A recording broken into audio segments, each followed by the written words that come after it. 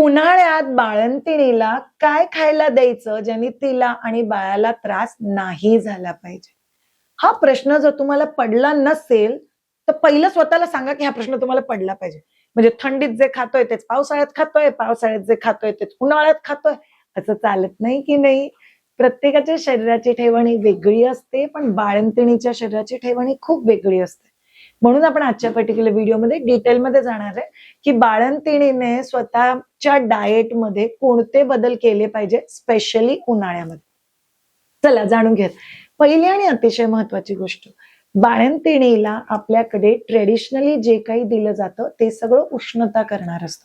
म्हणजे आपल्याकडे आळीव देतात, मेथी देतात, ओवा देतात, बाजरीची भाकरी देतात. म्हणजे इनफॅक्ट बाळंतिणीच्या शरीरात जेवढी जास्त उष्णता क्रिएट करता येईल तेवढं सगळं खायला देतात. तर आता हे खायचं की नाही खायचं? पहिली गोष्ट स्वतःला विचारायची, की यापैकी काही खाल्ल्याने मला त्रास होतोय का?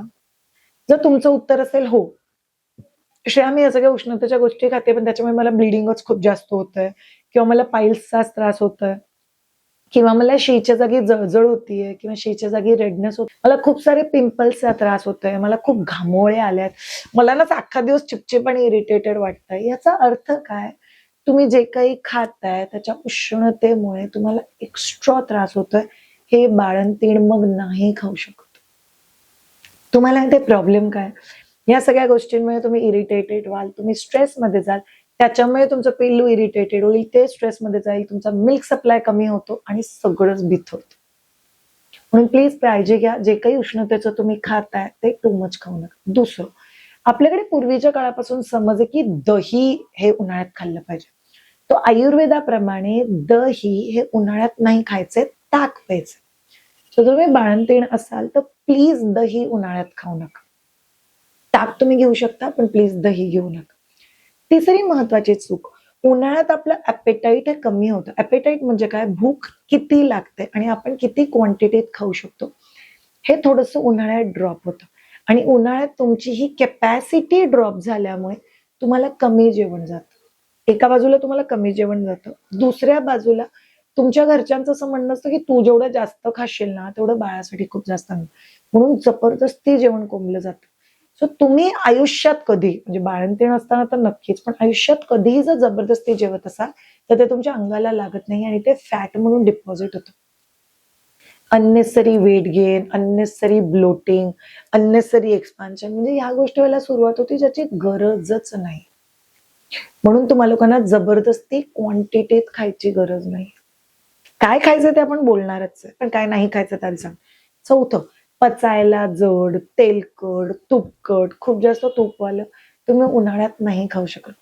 कारण उन्हाळ्यात बॉडीचं मेटाबॉलिझम कॉम्प्रोमाइज असतं, त्यामुळे पचायला जड गोष्टी बॉडीला पचवू शकत नाही.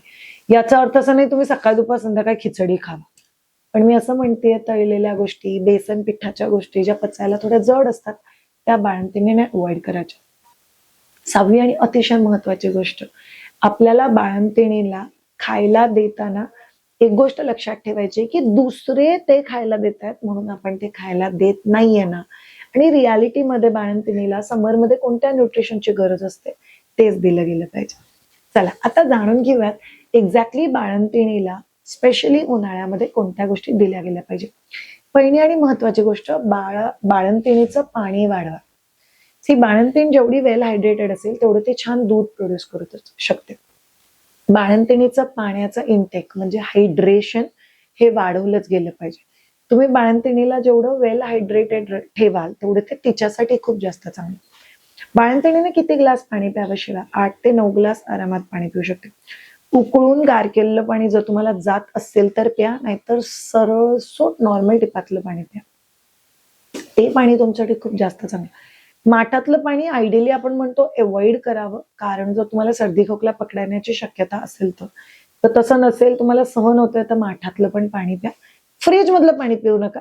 फ्रीज मधलं पाणी बॉडीला गारवा टेम्पररी देतं, पण ते अजून जास्त उष्णता वाढवतं. नंबर 2, ताक.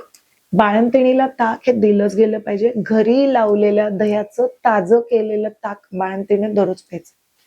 बाळंतीण जर ताक पित राहिली तर बाळंतिणीच्या शरीरात उष्णतेचा त्रास हा कमी होतो. नंबर 3, आपल्याकडे काही काही गोष्टी देतात, म्हणजे बाजरीच्या उकड किंवा मेथीचे लाडू, या गोष्टी थोड्याशा सकाळच्या प्रहराला द्या, 7 वाजताच्या आधी. ते आपल्याकडे हिवाळ्यात थंडीचे लाडू केले जाते, कारण हिवाळ्यात आपली बॉडी या गोष्टी पचवू शकते.